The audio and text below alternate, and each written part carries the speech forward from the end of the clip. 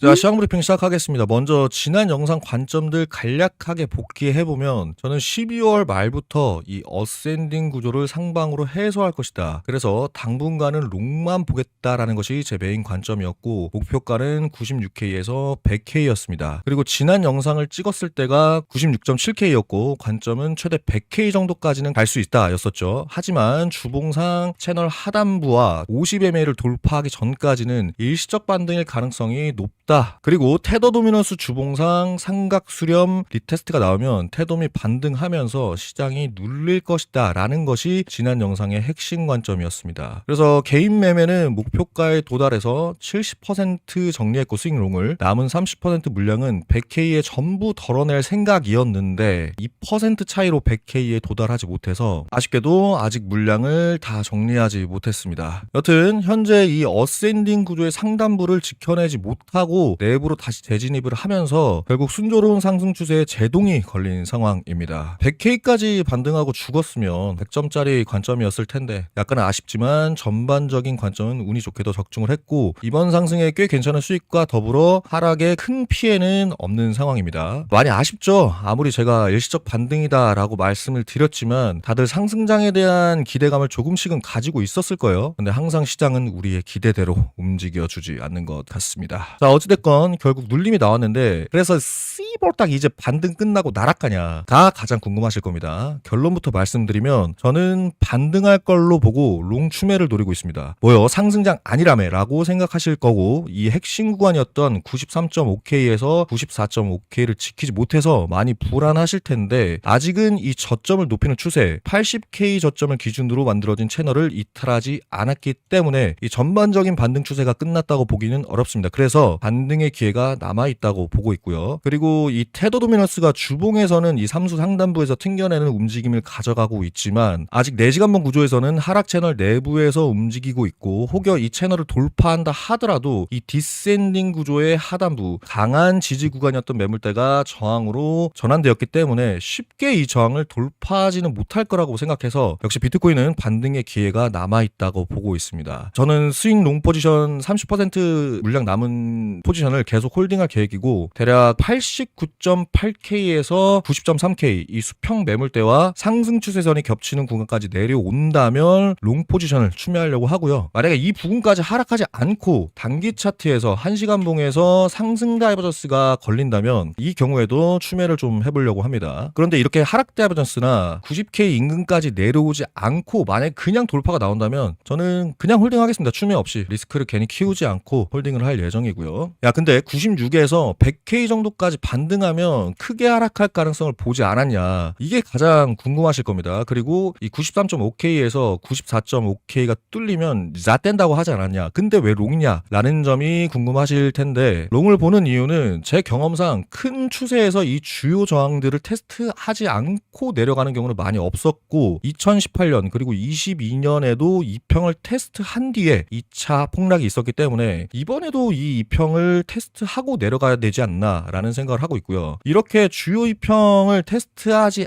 않으면 크게 매도나 숏 포지션이 들어오는 경우는 많이 없습니다. 이유는 큰 자금을 운영하는 주체들은 그냥 대가리 깨고 빅숏 가자, 인생 역전 가자 라면서 매매 안 합니다. 이런 주요 구간에 왔을 때 매도하거나 숏을 치기 때문에 저는 이 52평을 리테스트 해야 하락도 크게 나올 수 있다라고 생각합니다. 그리고 최근에 CBD 흐름이 개미들은 털고 고래들은 매수를 하는 흐름이기 때문에 아직은 크게 하락할 타이밍이 아닌 것 같아서 저는 롱을 보겠습니다. 그래서 결론은 비트코인이 조금 더 눌리더라도 주봉상 메인 저항을 테스트해야 한다. 고로 눌림이 발생하면 추매할 거고 주봉 메인 저항 대략 100K에서 익절하겠다. 비트코인은 이렇게 정리하겠습니다. 자, 그 다음에 이더리움입니다. 지금 이더리움이랑 비트코인이랑 차트가 이 앞전까지는 비슷하게 흘러가다가 차트의 흐름이 조금 달라지고 있습니다. 어떻게 달라지고 있냐, 차트의 모양보다는 타이밍이 조금 어긋나고 있는데 비트코인은 저번 주에 이런 어센딩 구조를 돌파해다가 다시 회귀하고 있고 이더리움은 이 어센딩 구조를 돌파하지 돌파하지 못했어요. 그래서 이더리움을 봤을 때도 시장이 지금 크게 하락하는 것보다 나락을 갈 땐 가더라도 비트코인처럼 돌파해주고 나락을 가야 되는 게 아닌가라고 보고 있습니다. 그래서 이더리움도 마찬가지로 절반 익절하고 남은 스윙 포지션을 홀딩할 계획이고요. 3K 초반까지 내려올 경우 저는 추매를 해볼 계획입니다. 이 부분은 텔레그램에 말씀을 드렸죠. 그리고 이더리움 사토시 차트가 여전히 크게 밀리지 않고 빌드업을 잘 하고 있어서 비트 대비 강세 구간이 있지 않을까 합니다. 이렇게 되면 이 어센딩 구조를 한번 돌파하는 움직임이 나올 가능성이 높고요. 돌파하게 된다면 지난 영상에서 말씀드린 3.6에서 7K까지 저항이 없기 때문에 강한 반등이 나올 가능성이 높다. 그리고 이더리움도 CBD가 비트코인만큼은 아니지만 그래도 긍정적인데 현재 보라색 고래가 주말부터 강하게 매수를 하고 있습니다. 보통 단기 추세는 이 보라색 고래가 결정하는 경우가 많아서 마켓메이커라고 추정하는데 그 마켓메이커들이 주말에 강하게 매수를 했고 오늘 급락 이후에 또다시 강하게 매수를 하는 움직임을 보였기 때문에 역시 이더리움도 눌림이 발생한다 하더라도 조만간 반등이 나올 가능성이 더 높은 상황이다. 저는 비트이더 모두 내려온다면 롱을 하겠다. 이렇게 오늘은 시황 브리핑 마치도록 하겠습니다. 주요 구간들은 앞전에 설명드렸으니까 돌려보면서 참고하시면 되고요. 궁금한 거 있으면 질문 주세요.